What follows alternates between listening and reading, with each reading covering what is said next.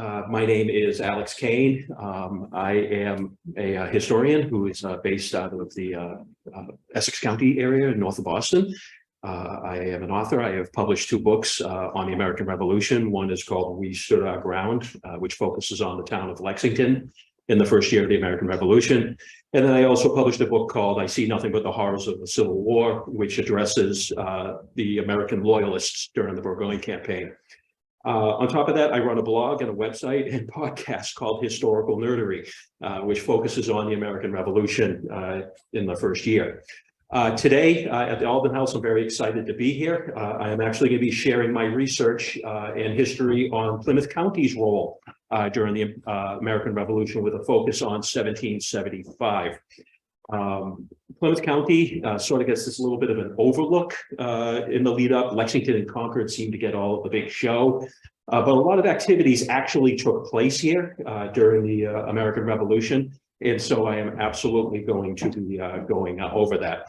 I do want to let you guys know I am just a little bit hard of hearing from listening to all my heavy metal music during the 80s. So if I ask you to repeat a question at the end of the lecture, I will gladly just repeat it and I'll definitely answer the question. So what are we going to cover today? Well, first of all, we're going to give you a quick snapshot overview of the build up to war. We'll talk about what is taking place in Plymouth County, and what is taking place in the Boston area that is leading the Massachusetts Bay Colony to prepare for war. Because a lot of the focus is going to be on Massachusetts militia and minute companies from Plymouth County. I am going to give you an overview of the Massachusetts militia system, and we will also discuss how Massachusetts is building up for war. The big thing, which many people did not realize till probably about 2016, 2017, there was actually this local effort in every town and community throughout Massachusetts to arm and equip their minute companies and their militia companies. So we're actually going to be talking about what these towns were doing during that time and how they were preparing their minute companies and militia companies for war. We will discuss military drilling and exercise. There's actually this belief that Minutemen just simply grabbed their guns and ran off the battle, and that was it. That is not the case. Particularly here in Plymouth County, there was a heavy militia and heavy Minutemen drilling, and we'll actually take a dive into the Israel Litchfield diaries, which actually discuss what took place in 1774 and 1775. I would not be doing my job if I didn't talk about the Marshfield Affair. So we will be talking about what took place in that fancy little town a couple over from here, what happened regarding loyalists, and what was Plymouth County's response to it. We will touch upon the Siege of Boston and Plymouth County's role during the Siege of Boston. And then finally, I will gladly take any questions that you may have. So for starters, let's actually just take a deep dive. First of all, let's take a look at what was taking place in England in 1763 and what was taking place in the American colonies at the end of the French and Indian War. The origins of the American Revolution, as we all know, can be traced back to the end of the French and Indian War. Following the conquest of Canada, England began to realize we're in trouble. Yes, we did defeat the French. Yes, we did conquer Canada. But we have a huge debt and we have a lot of new territory that we actually have to supervise. So the first thing England actually realized was they had to place a 10,000-man army in North America. They were positioned in various outposts throughout the colonies, and they had to deal with the administration of their newly acquired French territories, as well as suppress any Native American rebellions, such as Pontiac's Rebellion, which is taking place on the western frontier in 1763. But by January 5th of 1763, England's financial debt as a result of the French and Indian War was over 122 million pounds. That's $1763 amount. That is not a 2021. So if you really want to start calculating, you're getting into some staggering numbers for a modern translation. There was annual interest of over 4 million pounds per year.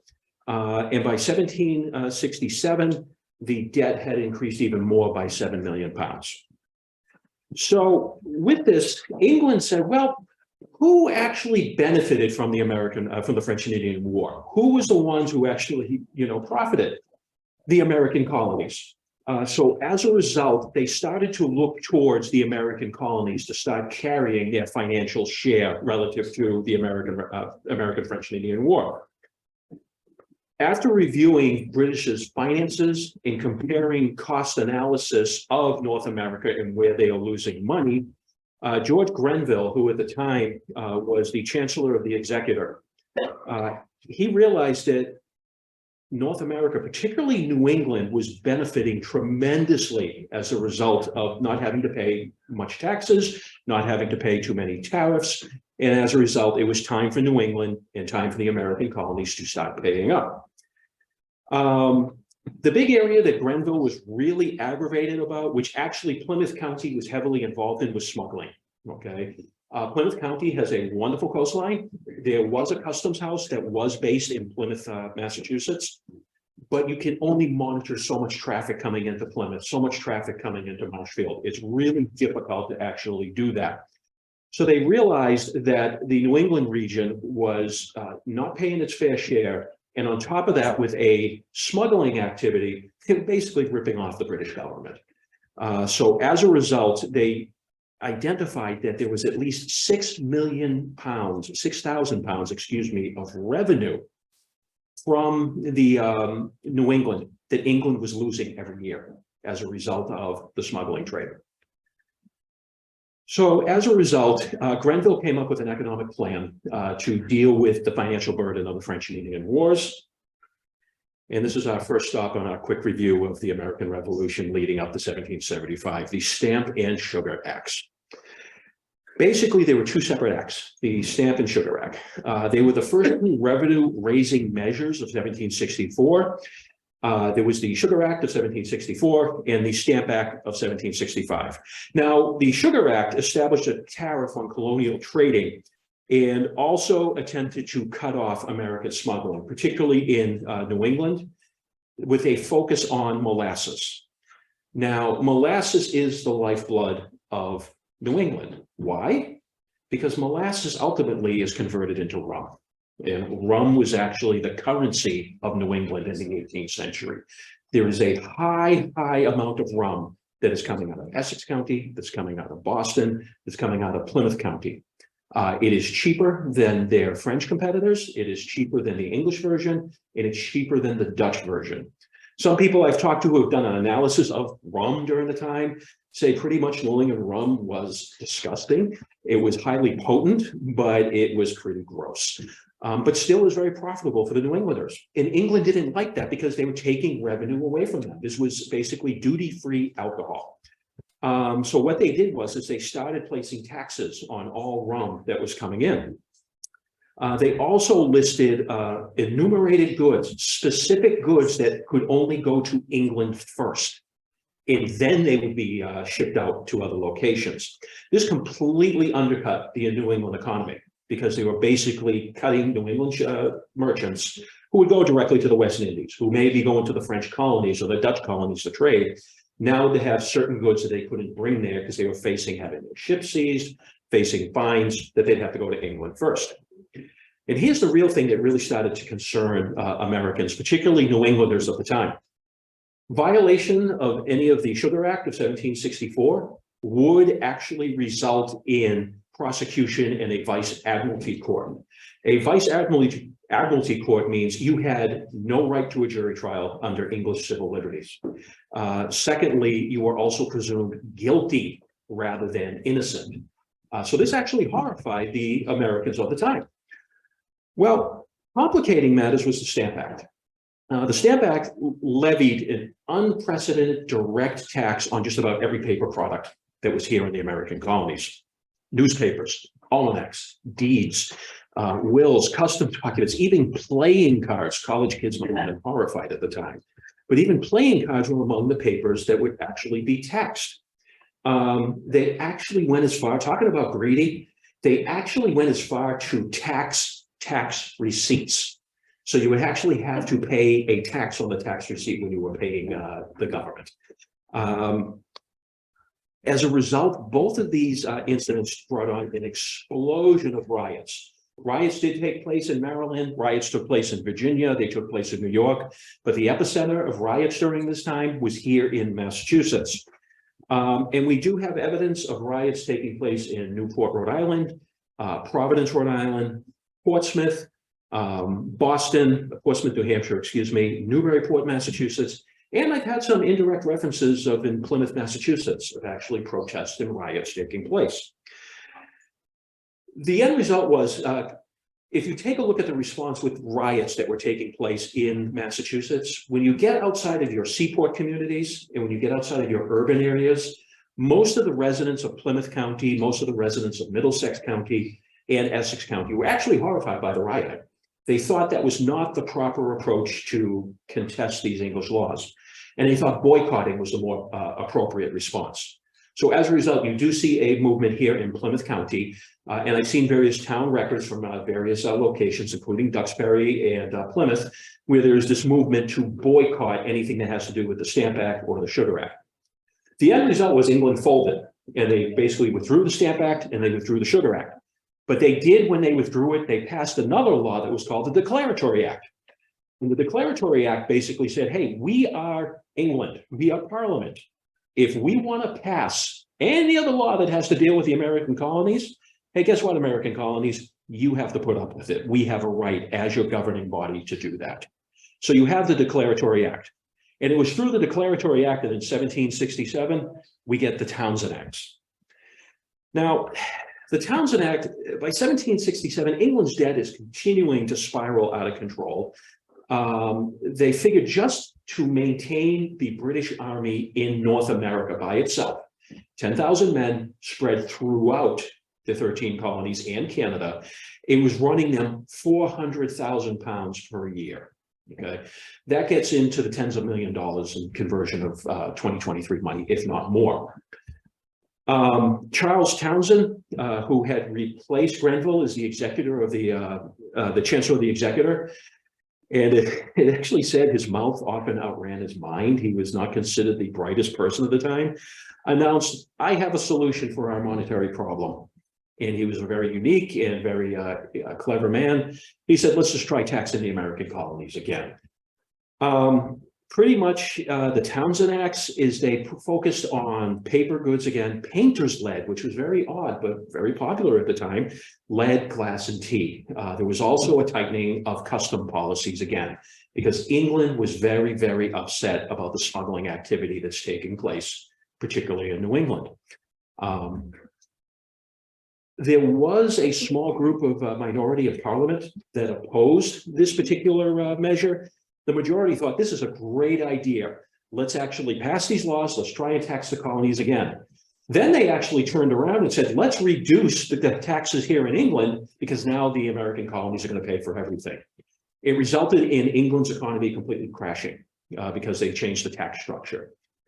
Predictably, the response was completely rioting and violence throughout Massachusetts. They also took up what was referred to as a non-importation agreement. Non-importation agreement is just fancy for another boycott. And so what you start seeing throughout Massachusetts is two things. Once again, in your seaport communities, you are seeing an escalation of violence. You're seeing an escalation of rioting, but you are also seeing a non-importation movement to start boycotting goods. And here in Plymouth County, for the most part, seemed to lean towards the boycott approach, where they would actually be opposed to bringing in any English goods that hit England economically and have merchants back home pressure England to sort of pressure Parliament to withdraw these acts. Mob violence, they ended up attacking government officials in Boston. Governor Bernard at one point actually had his home raided. He was threatened. But what happens is Bernard is pleading for help, and the British government's response is, you need to deal with this problem in Boston. You need to deal with this problem in Massachusetts. We're going to start sending British soldiers to you. So what happens is Bernard folded and did a petition for troops. Two full regiments in 1768 arrived in England, completely escalating the situation in Boston, and now started to escalate the communities around Boston. Keep in mind, my apologies, Mr. Welch, please keep in mind that British troops in 1768 are not looked upon very favorably. They are seen as pretty much the government's arm of authority. They are seen as a police force. They are also seen as competitors, because when British soldiers aren't on duty, they're going around Boston and surrounding communities looking for work. And often they will work cheaper than the colonists who were the native residents of the area. So as a result, there's this heightened tension between the two groups. As I indicated, there was a series of boycotts. The boycotts went through all the way up to about 1763, where there was an effort to essentially refuse to buy any goods from England. It was pointed out that if you decided you had a taste for English goods, and if you decided that you wanted to continue purchasing English goods, you were branded an enemy of the state. And I do see accounts here in Plymouth County, with the exception of Marshfield, but I do see in other communities where people are actually listed as enemies of the state if they did not sign documentation promising that they would actually refuse to purchase enumerated English goods. Well, briefly touching upon it, everything kind of hit the fan in 1770 with the Boston Massacre.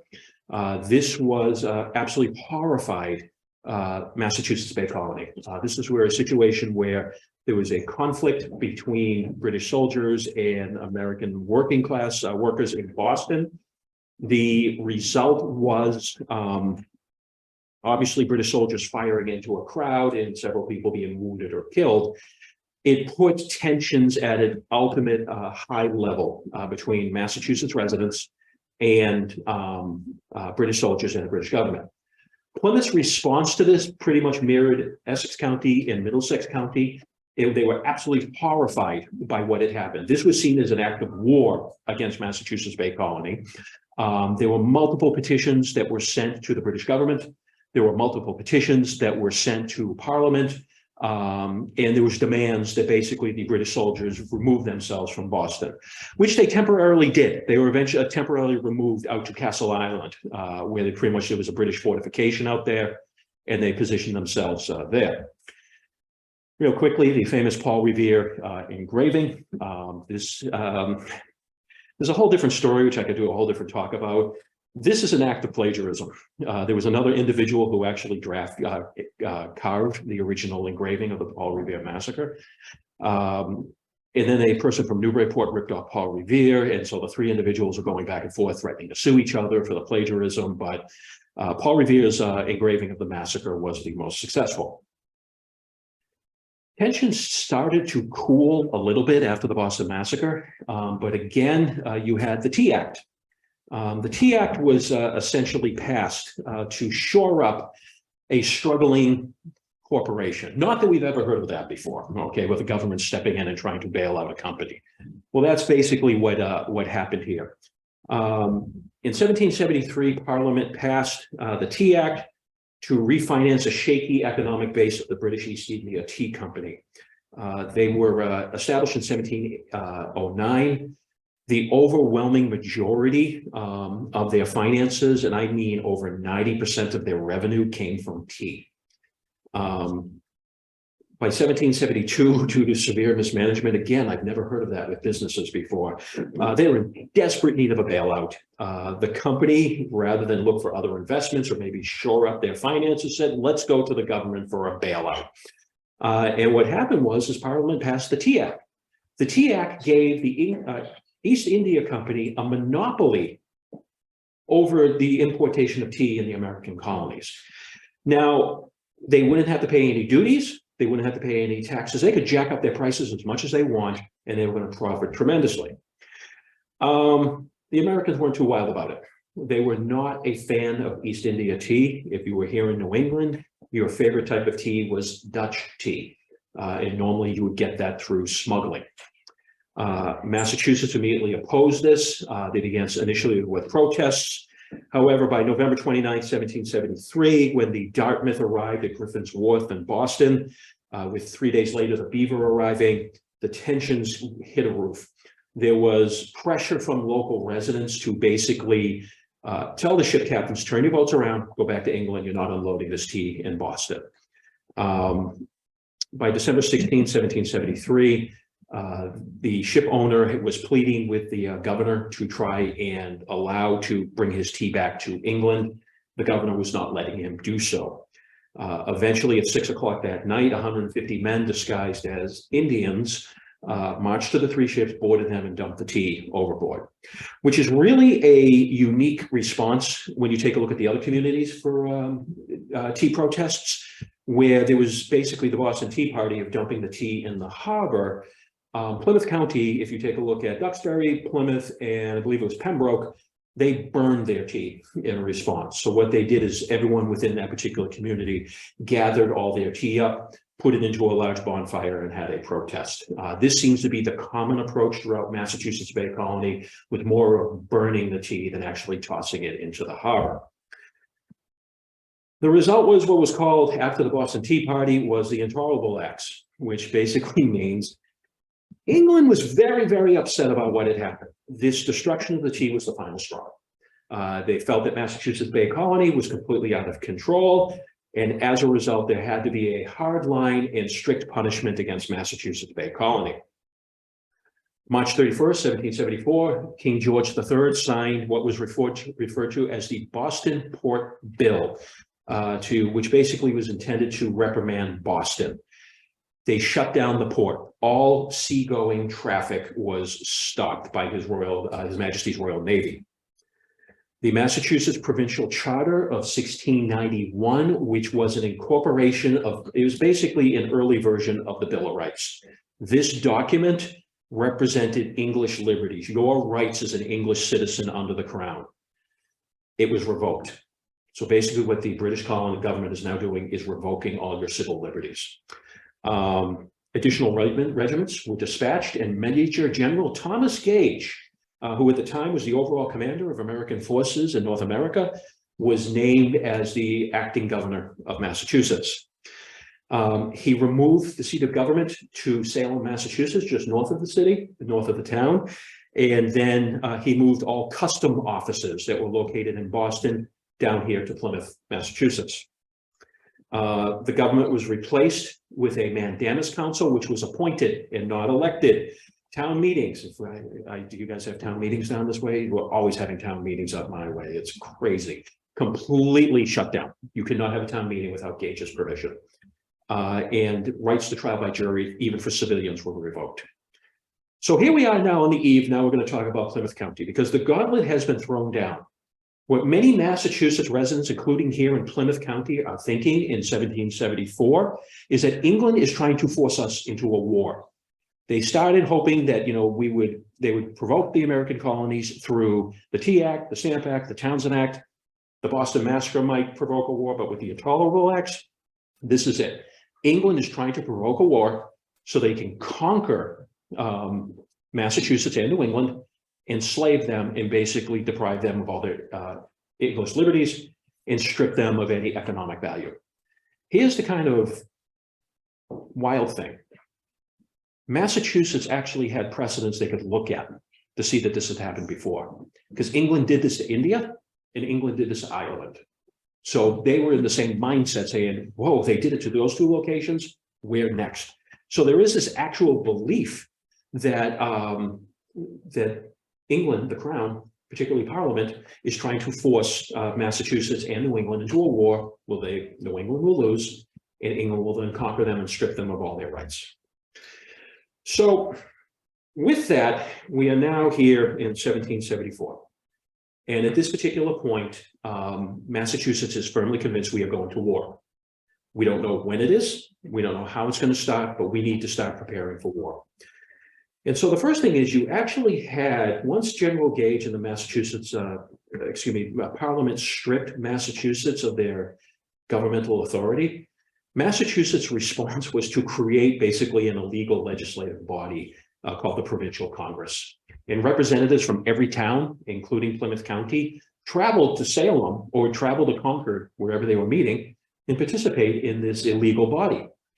So by October of 1774, the Massachusetts Provincial Congress, this illegal body, is saying, we need to prepare for war. It's coming.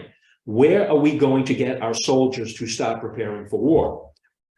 Well, basically what they did is they looked at the militia, and they realized it's the militia that needs to serve as our soldiers during the war.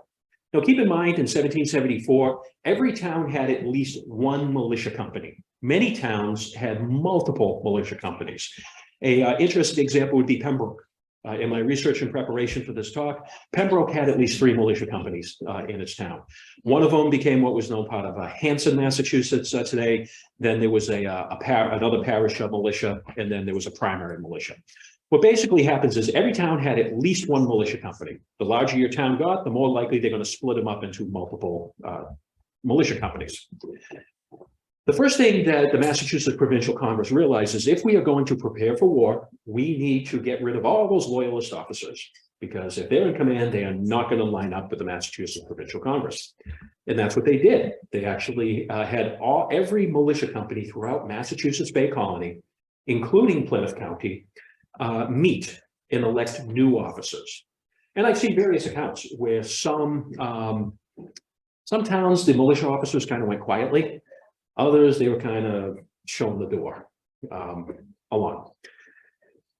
They also realized that the militia system needed to be reorganized and strengthened. Many militia companies had not been drilling or had not been actively engaged in wartime preparation for more than a year at a time. They would only meet once a year, twice a year to drill.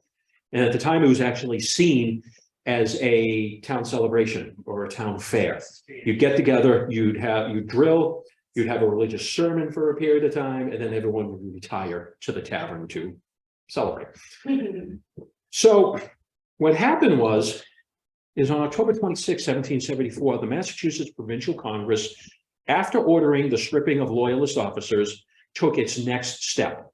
And what its next step is the creation of Minuteman companies and Minuteman regiments.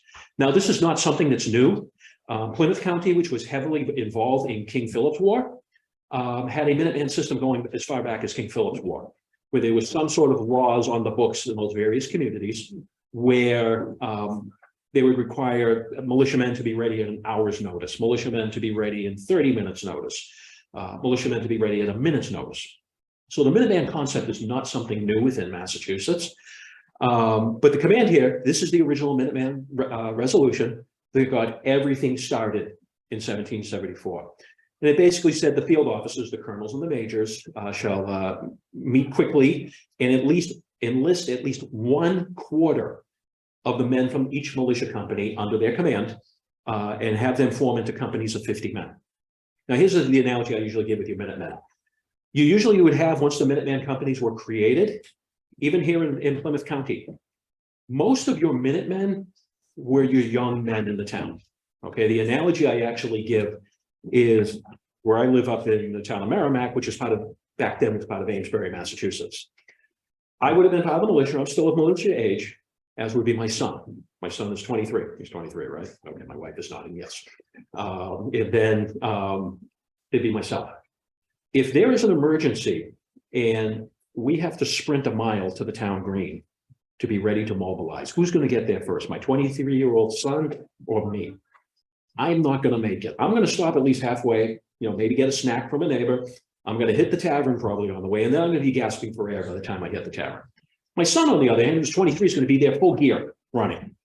So when the Minuteman companies were created, even here in Plymouth County, they were your men and boys. The average age of your militiamen, of your Minuteman on the eve of the American Revolution was between 19 and 21. Typical when you see military age today, they're young men, okay? Your captains and your lieutenants for minute companies, average age, 28. Colonels of minute companies, usually 30s, maybe early 40s at most.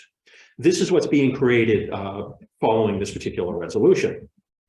On top of that, Massachusetts Provincial Congress, which we'll get into in a little bit, basically said you need to be properly armed and equipped for war. You need to get your gear together. You need to make sure you have the appropriate armaments. You need to also make sure that you are properly drilled. Why? Because England is trying to enslave us. They're trying to take away our liberties. They're trying to take away our homes. They're going to come for your wives, your children, your parents. You need to prepare for war. This is the seriousness that's going throughout Massachusetts as well as Plymouth County. The Massachusetts Provincial Congress also created what was called a Committee of Safety. The Committee of Safety was basically your alarm system. They were responsible to issue orders for militia companies to mobilize. They were responsible to make sure that militia and Minutemen from every community were properly armed and equipped. And Plymouth County contributed significantly to the Committee of Safety.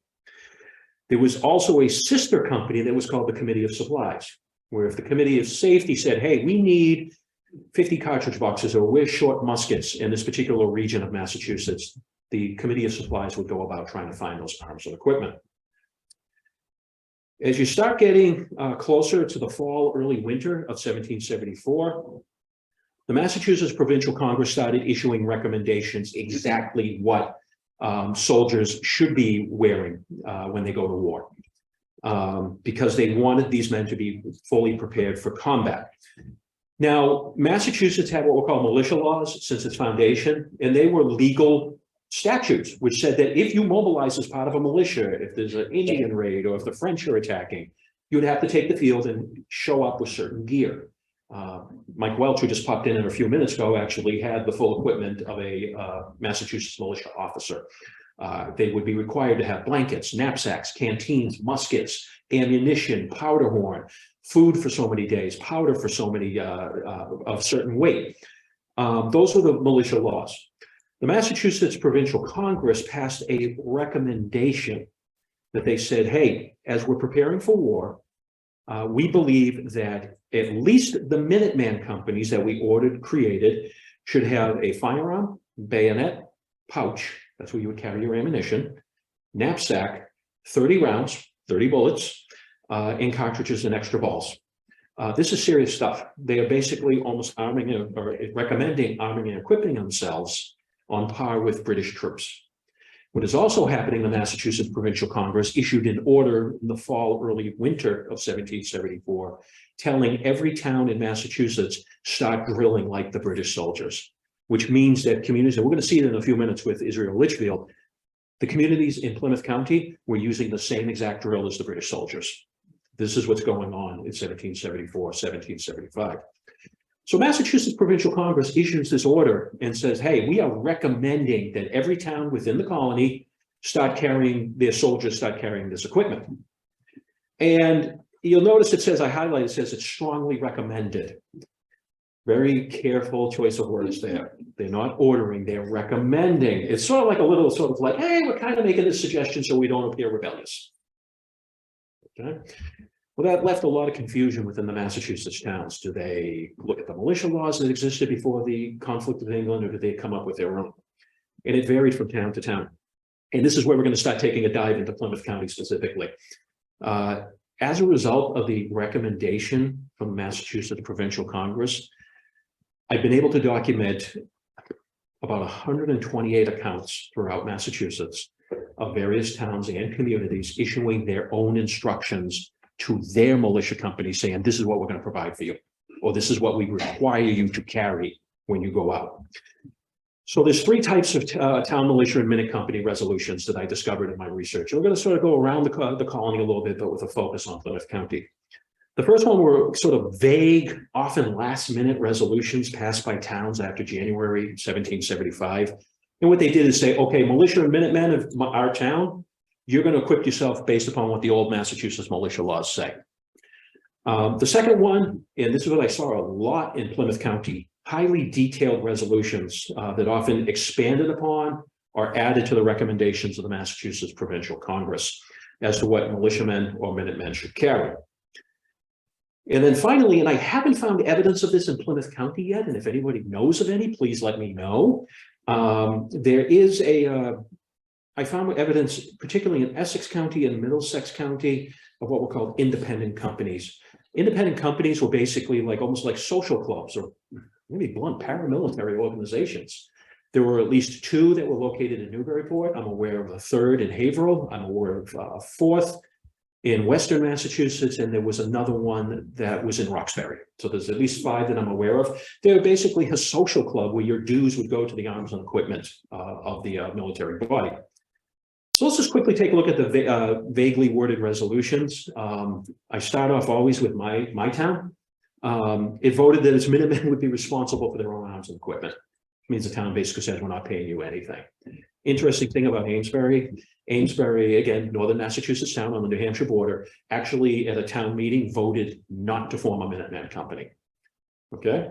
Well, we all agree, we have town meetings. When something at a town meeting doesn't happen that happens that you don't like, what do? You have another meeting. So about a month later, Amesbury had a second meeting, and then they formed a Minuteman company in March of 1775. Boxford, which is also in Essex County, basically referenced in their resolutions, arm and hold and quips. Basically, it mirrored the Massachusetts Militia Laws. But let's take a look at this one, because here's our first example from Plymouth County, the town of Bridgewater. This is an example of a highly detailed order that we actually saw a militiaman from the town of Bridgewater put in his journal what the town of Bridgewater was requiring its Minutemen to field with. They were required to provide themselves with a good firearm, a good musket, a steel or iron ramrod, which is kind of considered cutting edge technology for around the time of the American Revolution. Most American guns at the time had wooden rammers, which means they were easy to break. So a steel ramrod was much more reliable on a battlefield. They wanted a worm priming wire and brush, which is used to clean, around the lock of your guns will get fire. A bayonet fitted to the gun. Bayonets were really, really in demand. There was a shortage of bayonets amongst Massachusetts troops, so they needed bayonets as well. Scabbards and belting, 15 rounds, 100 buckshot, flint, pound of powder, more lead balls, knapsack and blanket, and a canteen. Bridgewater the town passed a resolution to make sure that their soldiers were fully armed and equipped. We're going to take a little bit, we'll come back to Bridgewater in a bit. And this is just an example real quickly of an independent company resolution, which was very close to Bridgewater. This was out of Ipswich. Ipswich formed basically a paramilitary Minuteman company where they actually had bylaws. They had a book where everyone would formally sign as if they were joining a secret society. And then they had resolutions where they would say, hey, this is what we're going to equip our men, and it's going to come from the company dues. So you had that. So the question becomes, where do you get all that neat stuff? Okay. There's this belief that, they got it from the French and Indian War. Anything that was left over during the French and Indian War, they just picked it up and put it back on. Or they would say they stole it off of British soldiers who were willing to sell stuff. Both of those scenarios took place, but that was very, very rare. What really happened is you have this wartime production in every town across the colony, particularly here in Plymouth, where you see town passing resolutions. It was a two-step process. The first thing is the town would pass a resolution saying, this is what we're going to provide our Minutemen. We said this is what the Minutemen should be armed and equipped with. Now, this is what we're going to provide to them, and anything left over, guys, you're going to get it yourself. Okay. Then they went and they hired local men in their community. Saddle makers, for example, would make leather cartridge boxes. Coopers and carpenters would actually be taking fowling guns, which are 18th century shotguns, and they would cut the stock down. So a barrel is exposed, so you could slip a bayonet on it. You have accounts of canteens being made in mass production. There's people who might be good at sewing who are making knapsacks. So we have individuals, if you couldn't make it, you're out buying stuff on behalf of the community. There is a massive wartime effort with men and women and children in some capacity helping each of their respective towns prepare for war. So what you would see is within Minuteman companies and militia companies, at least when it came to arms and equipment, a lot of times they were all the same. Same cartridge boxes, same type of belting, perhaps same types of knapsacks. So there is a sense of uniformity amongst these communities. So here are some examples of some towns right here in Duxbury. This is our first one. This is the first step where the town is saying, this is what we're going to, okay, we have our resolution. This is what we're going to provide the guys before, if we have to go to war, then we'll talk about who's going to provide what. Town of Duxbury basically said they were going to provide muskets, firearms, and other warlike instruments, bayonets, probably cartridge boxes, powder horns, to defend the town and country as need may require. They later voted that they were going to pony up money for 35 muskets with bayonets. So this is what Duxbury is doing. Kingston, neighboring community issued a resolution that they also would provide firearms and accoutrements to equip 33 soldiers completely. They're going to give in Kingston, if you were a Minuteman or militiaman, you're getting everything. Other examples, these are some real quickly. If you go outside of Plymouth County, here in Middlesex County, Lincoln, Massachusetts, said they were going to provide bayonets and cartridge boxes, steel rammers, and knapsacks. Similar, if you go out in Western Mass in Bridgewater, their 50 Minutemen would be supplied with cartridge boxes, knapsacks, and 30 rounds. A little bit south of Plymouth County in Swansea, they really went all out, but you're going to see Plymouth County as a comparison in a second. 40 guns, 250 pounds of powder. A lot of powder. 600 flints, 750 pounds of lead. And on top of that, they were going to be issued, I found other evidence, they were getting cartridge boxes and bayonets. So let's now say about the men who issued. This is where we really have some interesting stuff in Plymouth County. First of all, in Scituate, we have Israel Litchfield. This guy is awesome. Okay, if you ever get a chance to go online, his journal is available online. He details everything leading up to the build-up to war in Plymouth County. And he was a leather maker, he was a saddler, and he had a lot of experience with leather work.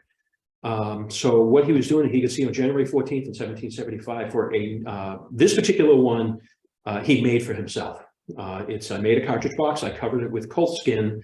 It will carry 19 rounds, so 19 bullets in the cartridge box, which is the standard type of cartridge box you would see on the eve of the American Revolution. Here we go. He got hired to make basically he was hired to work on a sword and cutlass and make cartridge box straps. So there'd be the belting that would hold the cartridge box straps.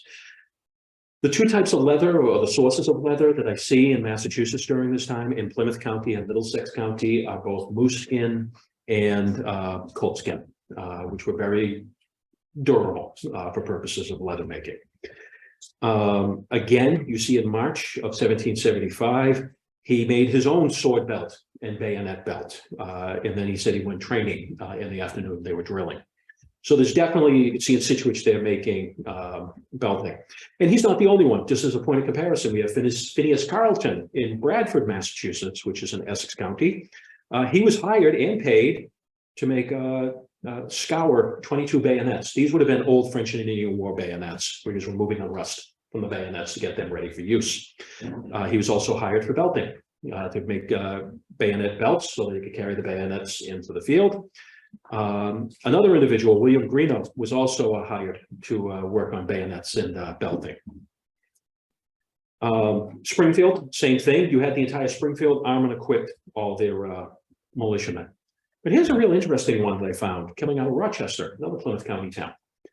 Nathan Nye, he had really no talent. I mean, he wasn't somebody who was going to be a leather maker. He wasn't a cooper, but he had money.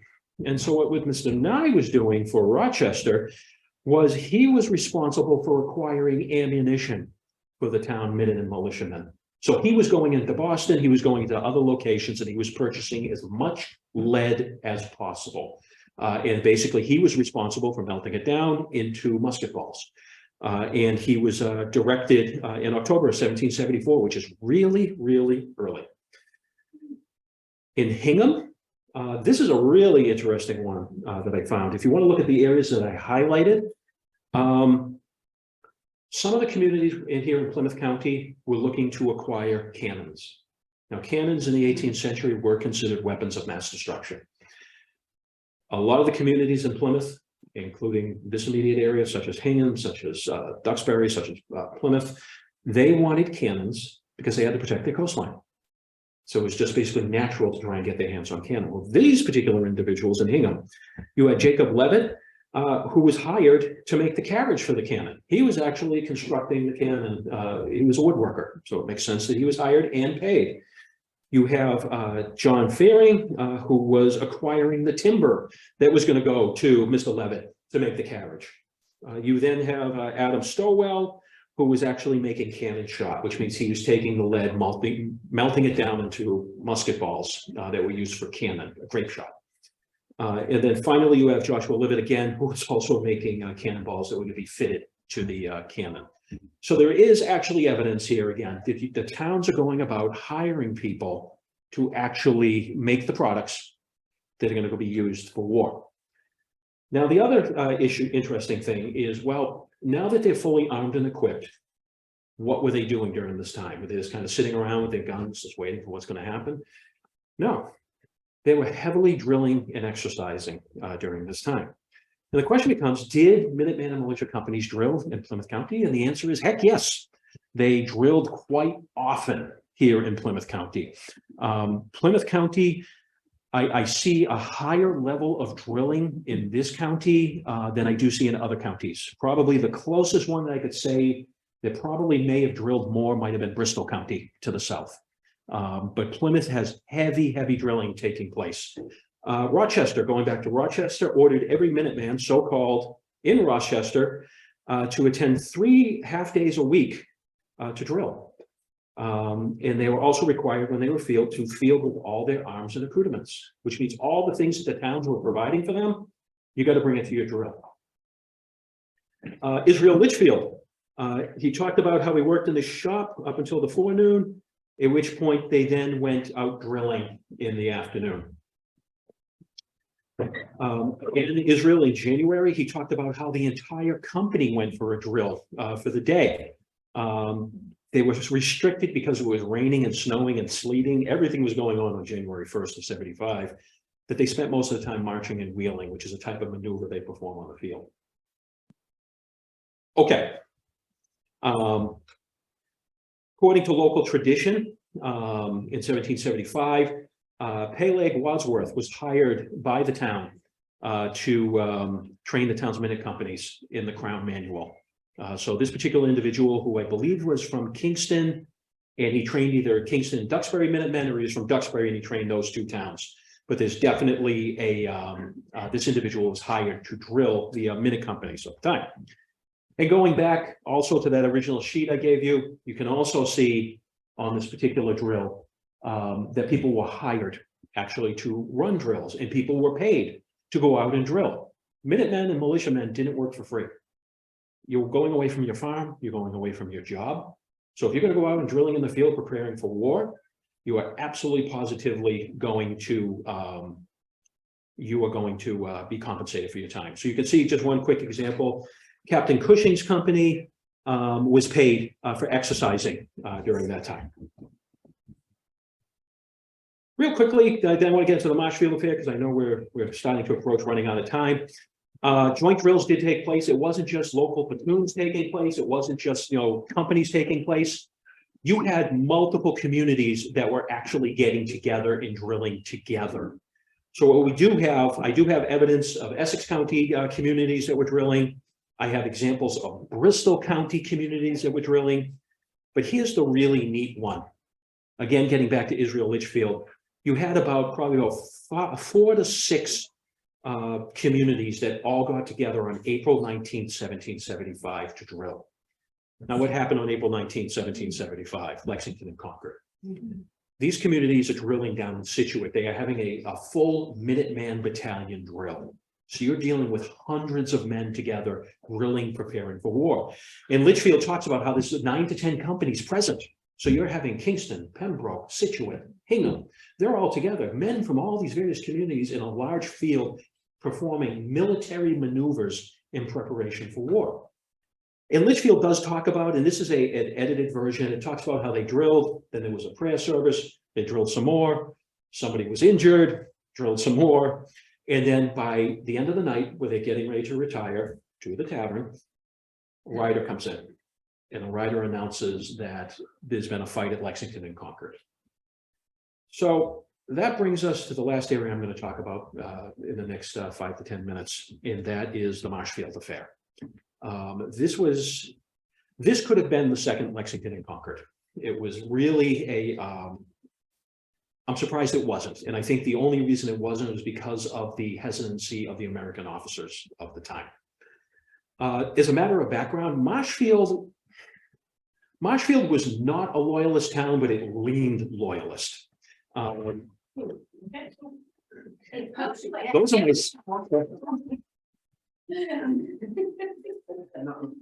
those are my special effects, just to sort of get us here. Now we're in the mood. Well, I heard the fight, but I'm like, something's going on. Marsh, fortunately, Desiree was very kind enough to give me the signal with the muskets. That was nothing compared to some of the reenactments I do.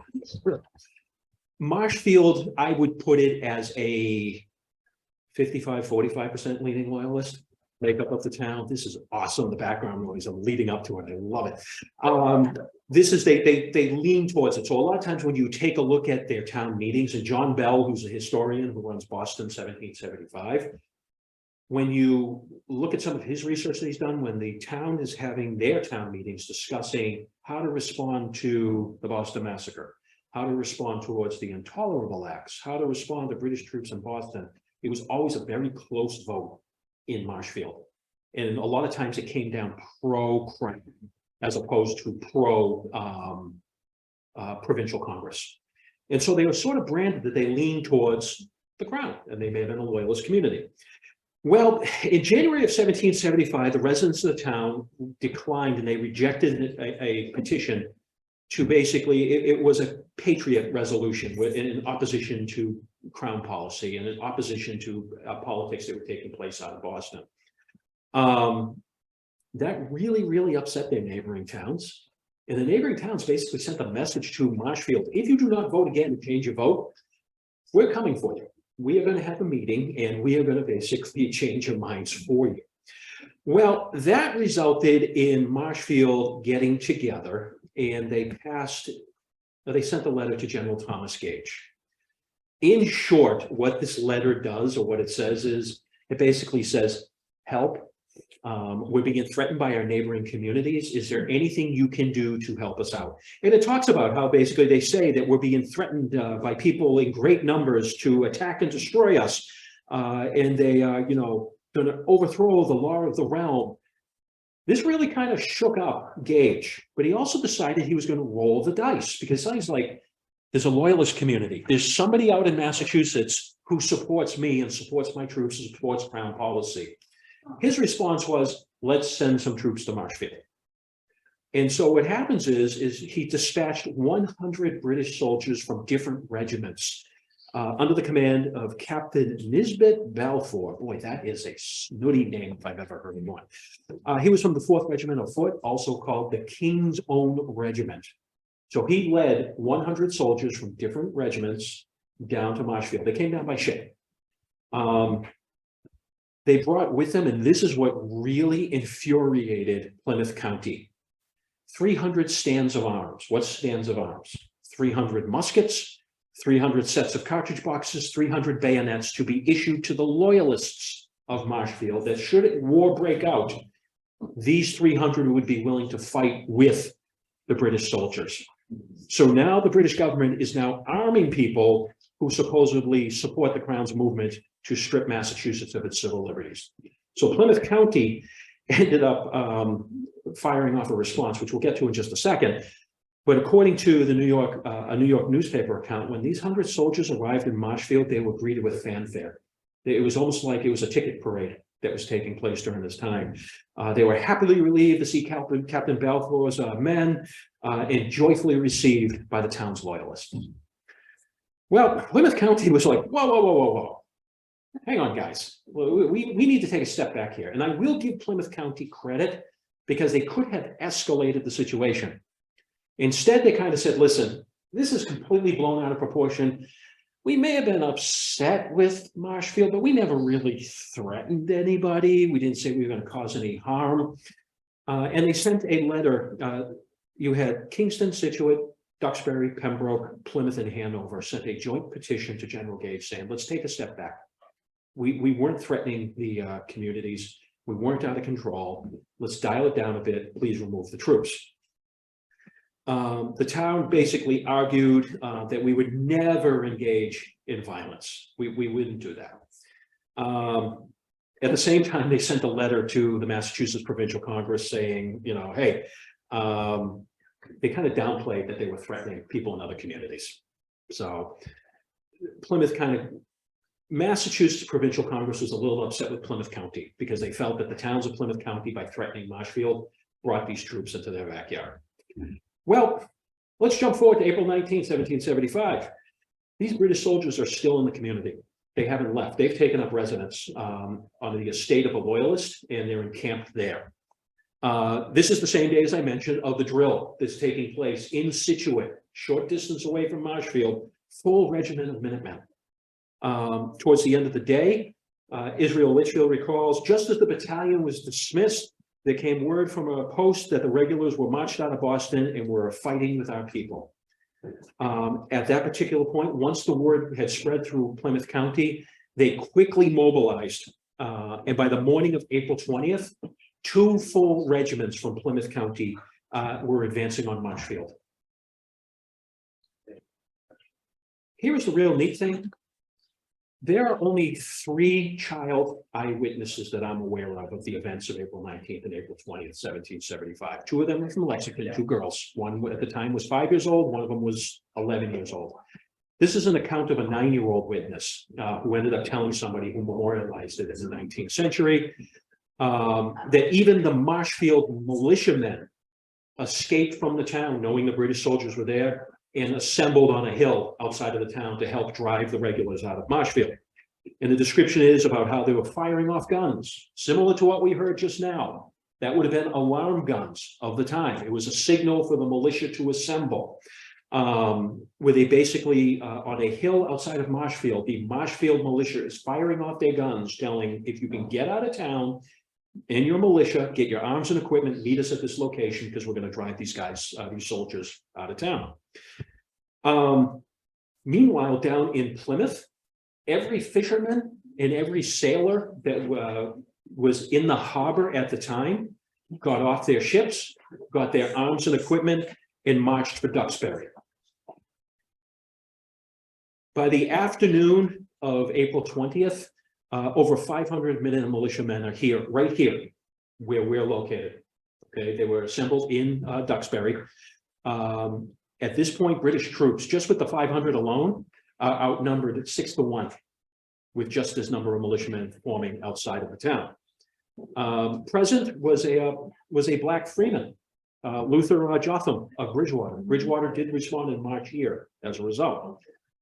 In command of the troops was Colonel Cotton and Major Sprout, and a council of war was held here at the Alden House on April 20th and 21st to try and determine, what do we do? Do we march on the town and drive the soldiers out? Do we wait it out? Do we wait for further instructions? While the debate continued between the 20th and the 21st, you had more communities of militia and Minutemen coming into town. You had Rochester, Hanson, Kingston, and Pembroke all arrive. So now by the evening of the 20th to early 21st, you have 1,000 Minutemen and militiamen here in this location and all around surrounding the Alden House. 2 towns really got upset that there was so much inaction, and that was Duxbury, nice job, hometown, and Kingston. They both came to the conclusion, we are debating far too much and we're wasting time. These British soldiers could attack us, they could escape. So as a result, these 2 Minutemen and militia companies marched towards Marshfield within 1 mile of the British location, then halted. They set what were called picket lines, which are advanced scouts or advanced guards to watch the British for what they were engaging in. Fortunately, British troops escaped because they took too long in their debate. The British soldiers boarded a pair of Royal Navy sloops that arrived to rescue them. And the Royal sloops were anchored off of Brant Rock, which I just saw the sign for. I was exploring Marshfield a little earlier ago. Captain Balfour and most of his troops initially withdrew from Marshfield, boarded whaleboats, and rowed out to the sloops. Several centuries, British soldiers were left behind to watch the movements of the 1,000 militiamen. Eventually, they too withdrew, rowed out. There is a 19th century account that claims that there was a running firefight across the harbor where the British sentries and Duxbury militiamen were firing at each other. Unfortunately, I can't corroborate the account. There's no British comparison account or report saying, hey, they fired on us. It's missing. So at this point, I call it local legend. in their haste to escape those 300 guns, apparently they never distributed them. They were all sitting in sort of basically a supply run. They were left behind, their tents were left behind, their camp cooking equipment was left behind. All of that was gathered up by the Plymouth men, eventually sent to the siege of Boston to support the American forces. There were loyalists, however, from Marshfield that fled with the British soldiers. One notable one was Nathaniel Ray Thomas. He quickly fled with his family to the safety of Boston. Real quickly, 19th transcript. This is a transcription from the 19th century of a Pembroke. It's actually the West Parish of Pembroke, which became Hanson. Minutemen who marched on Marshfield on that particular day. This neat one is a actual muster roll from Bridgewater. The highlighted one that I have on, that is the Freeman who actually marched with them. He was compensated for his service during that time. The thing was, keep in mind, militiamen, you don't work for free. Go to drill, you're going to be paid. You need to get your equipment, you'll probably be reimbursed for purchasing your equipment. If you're going on a road trip, you're going to get paid for the road trip as well. So you see various communities when they marched on Marshfield from Plymouth County, they actually submitted bills for their travel time. And this is what Bridgewater did, and that's what Hanson did as well, as they submitted bills, and they were paid. The aftermath, real quickly, the men in Plymouth County did not march on Boston right away. They stuck around for about a week or two. And the reason they remained behind is, keep in mind, coastline. They were very fearful that the Royal Navy was going to launch a strike against Plymouth County in retribution for Lexington and Concord. Essex County was thinking the same thing at the time. They were thinking that, hey, there's a good chance that the Royal Navy could land and attack us. So many Plymouth County companies stayed behind to protect the coastline. April 23rd, 1775, this really just stood out. I want to share this with you. Israel Litchfield, who's part of the Scituate Minutemen, they're still in the area of Marshfield and Duxbury. There was a church service that was conducted for the soldiers, and he describes how 150 men attended this church service, all armed and equipped. I mean, think about that church service. It's similar to the church service you may have seen during the Civil War, during World War I or World War II, where chaplains would come in on the battlefield and preach or provide a service to their men. This is what he's describing as taking place on April 23rd, 4 days after Lexington and Concord. But by 2 weeks after Lexington and Concord, most of the Plymouth men were up at the siege of Boston. I'm going to really touch upon the 30 seconds about the siege of Boston. Most of your Plymouth County men, Bridgewater, Duxbury, Kingston, etc., were positioned on the southern siege lines and southern and central siege lines near Roxbury. Roxbury at the time was a very affluent community, very wealthy community. The description by, I think, August of 1775 from a couple of Plymouth militiamen who were at the siege, they said the town is absolutely devastated. It's a ghost town. Any houses that were near Boston Neck, because Roxbury bordered Boston Neck, were completely gutted, and the wood from the houses were used to shore up the fortifications aiming towards Boston. The town is abandoned, and it's just in ruins, and it took Roxbury years to recover. Unfortunately, I do not have evidence of Plymouth County really participating in the Battle of Bunker Hill or the Battle of Chelsea Creek. They were pretty much manning those central and southern siege lines. But in 1776, Plymouth County was heavily involved in the taking of Dorchester Heights. They were under the command of General Thomas, who was from Plymouth, Massachusetts. He commanded the center and southern wing of the siege. He oversaw with Washington the siege of taking of Dorchester Heights. And Plymouth County did also send a full regiment to support the siege as well. So that is my overview of the history of Plymouth County during the first year of the American Revolution. I'm going to stop talking for a second and see if you guys have any questions. I can babble on for long as possible. So we do have a couple of questions Sure. from our Zoom land friends. So what I'll do is, how about you can just summarize it when you answer it, so everyone will know what Okay. you answer. So it's considering how much money and soldiers England used to defend the colonies, do you think that England was justified in taxing the colonies? You repeat that again? Yeah. Alan always asks a lot of good. That's a great question. I just want to make sure I heard it correctly. So considering how much money and soldiers England used to defend the colonies, do you think that England was justified in taxing the colonies? Yes, I do. If you could repeat that. So the question was basically, given the amount of soldiers that was present in North America, was England justified in taxing the American colonies? Taking a neutral view, yes, they were. The North American colonies had it very good. The tax rate leading up to the American Revolution was historically at an all-time low versus England. The argument that England made was, listen, we sent all these troops over here to drive the French out. We protected you. We protect your shipping lines from French raiders, from Dutch raiders.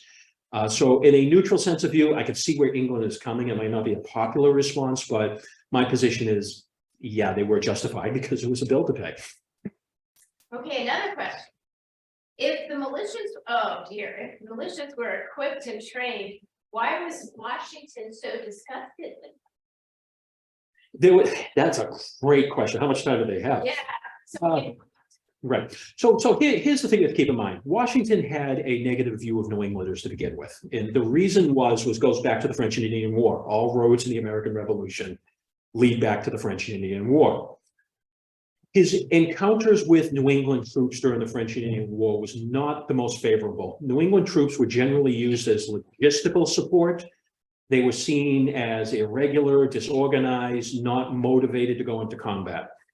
When he arrived at the Siege of Boston in August of 1775, he was kind of horrified because he did not like a system where New England militias elected their officers.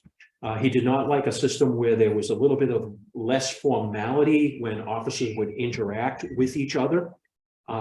He was also upset with even something as simple as the siege camp lines, how dirty they were, how unhealthy they were, how you literally could have a cooking area for your soldiers here, and literally next to it was the retreat. This was some of the descriptions that I've seen of the New England siege line. So he's very horrified by that.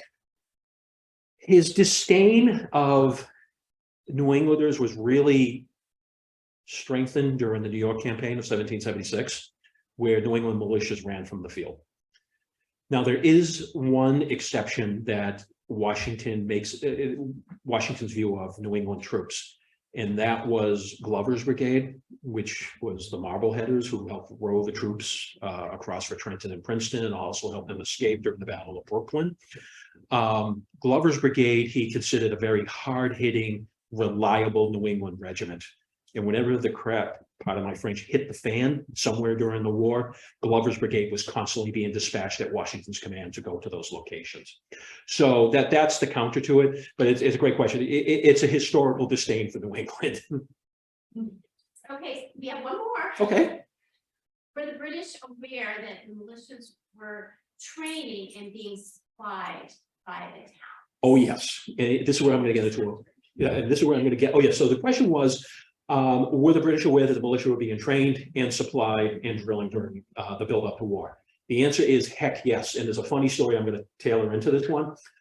They were sending out spies. There were loyalists who were reporting what was going on. There was a small percentage of British equipment that was being purchased from either British deserters or British soldiers. But here's the thing. Boston was still open up until the Siege of Boston. So there are people who are going into Boston buying bricks of lead, buying from arms dealers muskets, and then just bringing them out. They also, when the British would be training, every spring they would do shakedown marches. And in the spring of 1775, before Lexington and Concord, whenever they would do their shakedown marches, and usually they just go out maybe out to Braintree, or maybe they'll head out to Roxbury, or maybe a couple of towns beyond that, they would always see the militia forming on the hill, shadowing them. And they were always in this battalion formation. They were always in a military formation. So they definitely were aware of that. But the interesting story, is kind of a funny story, is it comes out of, I believe it's Norfolk County, and I'm drawing a blank on the town. I might want to say it was Roxbury, or it may have been Braintree. But there is an account where a British spy and a loyalist come out and they start observing the British the militia training and how they all have the same cartridge boxes, describing somebody's making cartridge boxes. And they talk about how they're drilling for hours on end. And then after that, they went to the local tavern and got themselves blotto. And then they started firing off their guns inside the tavern where they nearly hurt each other. And then the spy said the next day they came back for a drill and they drilled even shorter and they drank some more and nearly hurt each other. And on the third day, same thing.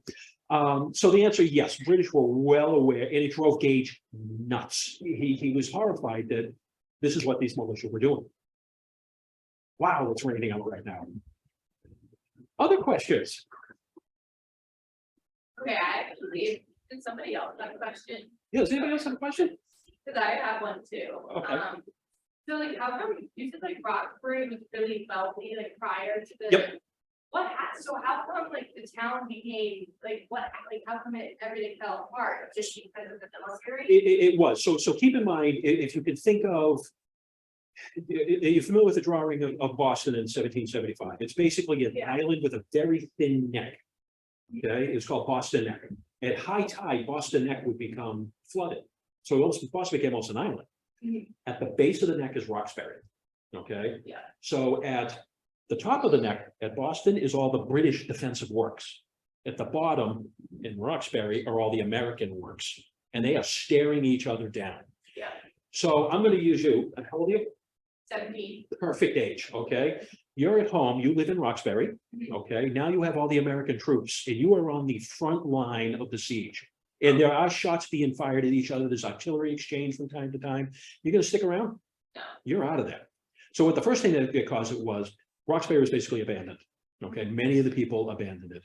The second thing was all these beautiful lush homes and everything were dug up and turned into part of the fortifications. Yeah. Okay, soldiers are now occupying the homes. They are ripping down. Like if this was being occupied, this particular structure, there's a good chance I may be taking that house over there and ripping boards off of it for firewood at some point, or I may be using it to build shelters or something along those lines. So homes are starting to fall apart.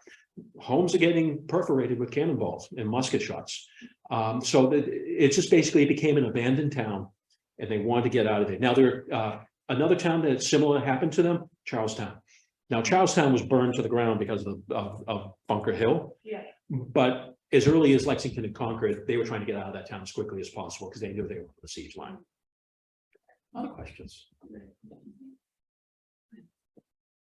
Yes, sir. Are you familiar with Rayfield and his treatment of the beginning of the American Revolution? Could you give me the title of this book? I am, but I'm drawing a blank on it. Okay. And is it Howard Zinn? Yes. Okay. My response is that both of I know who you're talking about. Ray is an excellent book. It was, in fact, I ended up. Shame on me. I actually consulted for that book. I just realized I was consulted for certain aspects of the Battle of Lexington. I just couldn't put the name together. It's an interesting approach because what those two authors do is they're not focusing on the broader scheme, and they're not really focusing on the military aspects. They're actually looking at the individual person's life, and they're looking at the people behind the scene. Okay. So I know there's some controversy, particularly with Zinn's books. And I'm purposely apolitical in my lectures. So I know some people object to the Zinn study because they felt it had political leaning.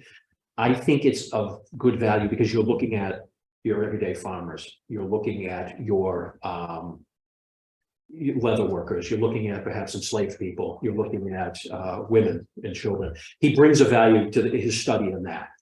They were very good. Same with Ray. His book was similar. I would say the two books go hand in hand. I think Ray's book is much more detailed. Mhm. But a book I'm going to recommend if you really want to take a deep dive into the people of Massachusetts leading up to the American Revolution, there's a book by Robert Gross called The Minutemen and Their World. It's the cutting edge book. I just met him for the first time. Super nice guy. His 50th anniversary edition, I think it is, just was released. It's either his 50th or 30th anniversary. If you can get a chance to get that on Amazon and get it from your library, it will take Zinn's book and Ray Raphael's book it's nothing. Robert's book is the one you want to get a hold of. Okay. You did a very good job today. He does they all do excellent job, but Robert Gross's book is a very, it's Minutemen in their world. Minutemen. Yes. Which leads me, and you guys keep firing questions, okay? I have to wine and dine my wife after this. More than me. Yes. And the more questions we have, I can go home. Sorry, honey. Anyway, here's my contact information. This is my website. As I said, I run a website called Historical Nerdery. I've had that name since I think 2014. There's a lot of stuff on there for free. Okay, every one of my lectures, my presentations, my research, help yourself. It's all free. You can go get all that. And this is my email to address. I will try and get back to you as quickly as possible. I used to say, yeah, I'll get to you right away. I am a educator by profession, and so a lot of times I'm dealing with my students and dealing with my teachers. And so I'm a little slow time sometimes in responding, but trust me, I will do my best to respond as quickly as possible if you want to get a hold of me.